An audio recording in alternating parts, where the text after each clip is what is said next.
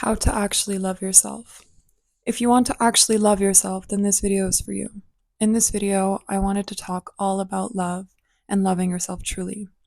The concept of self love nowadays is so overdone, it's so overspoken, and many of the tips are completely external. However, true deep self love is not talked about enough. So here's what self love is to me: it is the act of loving yourself in all dimensions of you. And it's difficult to give a single definition of love, so I decided to separate it into 5 categories. Self love is the act of accepting, learning, valuing, trusting, and caring for yourself. In this video, I will dive into all categories, and I know and I pray that this video will serve you on your self love journey. On accepting yourself. This is the start of a true, deep love with yourself. And also, I think this is the hardest thing to actually do. To accept yourself is to actually not only accept where you are in this moment in life, but it's also to accept who you are to this day, to accept who you were, to accept mistakes, emotions, and all parts of you. And this also goes hand in hand with forgiveness, which is one of the hardest things to cultivate. Honestly, acceptance is something that will 100% give you peace, and it is the starting foundation of creating a relationship with yourself. To accept yourself and your life is to allow yourself to truly be here, alive and present. So, how do you accept yourself? You accept yourself by firstly becoming aware of yourself, aware of how you speak to yourself, aware of the stories and labels that you have given to yourself. And when you get this level of awareness, you're able actually to discern between illusion and reality. So, I'm going to share an example so that you can better understand what I mean.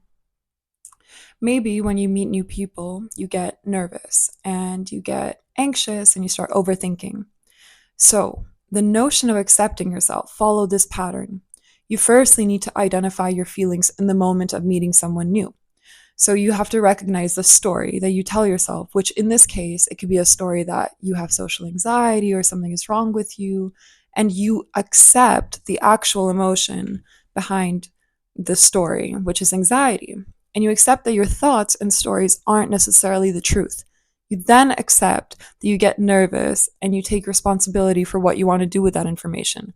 Before you kind of know what to do with the information, you have to actually accept the reality of the situation rather than to just listen to stories. And the reason why acceptance is so powerful is because it is literally the only truth there is. And it is the only thing keeping you from loving yourself. All of the things that you think are wrong with you are actually nonsense. As humans, we have faults and we have flaws, but that doesn't mean that something is necessarily wrong with us. God made us perfect. Maybe you don't believe in a higher power, but I do. But even on a psychological level, I believe that all parts of yourself that you deem unlovable are just parts of yourself that need your acceptance. And you can change always, but that always first starts with accepting yourself.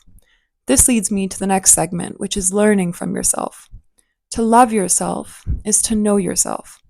Learning all about yourself is one of the biggest acts of self love.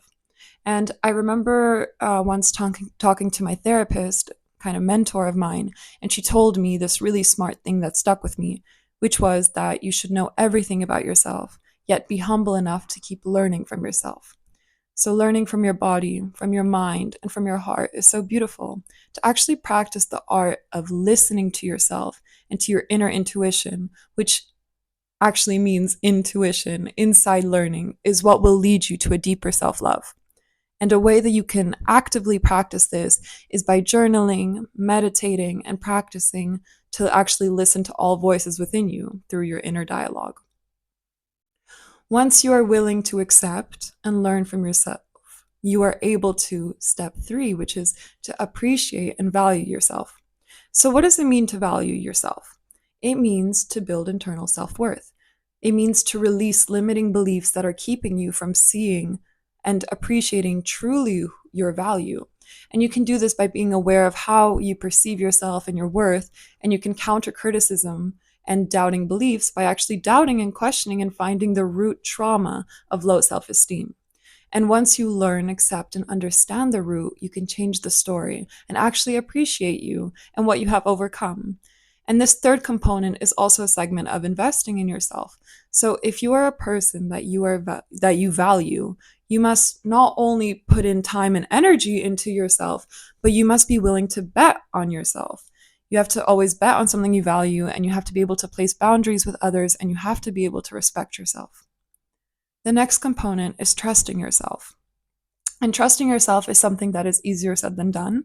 And the reason why I believe that it's tricky to trust yourself is because I believe that we live in a world where it is completely normalized to throw around words and empty promises. Like, how many times have you said that you were going to commit to something and then you just don't? And this is okay, this happens. And the point is not to be tough on yourself, but rather it's to understand how much you trust your word.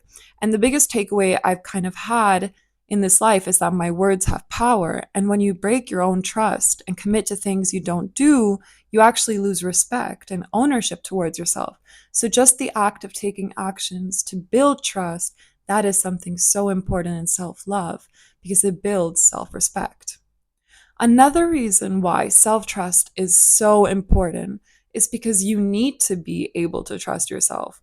You need to be able to bet yourself in this world. Life is filled with uncertainty. But if you are able to trust yourself, and if you're able to trust within your kind of life to create the best life for yourself, that is a strength that will grace you. And to build trust, watch your words and be honest with yourself on your needs, wants, and desires always. Maybe you have old needs and desires that no longer serve you. The next point is caring for yourself. And this is my final point. It is one that your body does for you naturally. Every cell in your body, every organ cares for you so that you stay alive. So this is why you need to care for yourself. And nobody, and really hear me on this point, nobody can care for you like you will for yourself.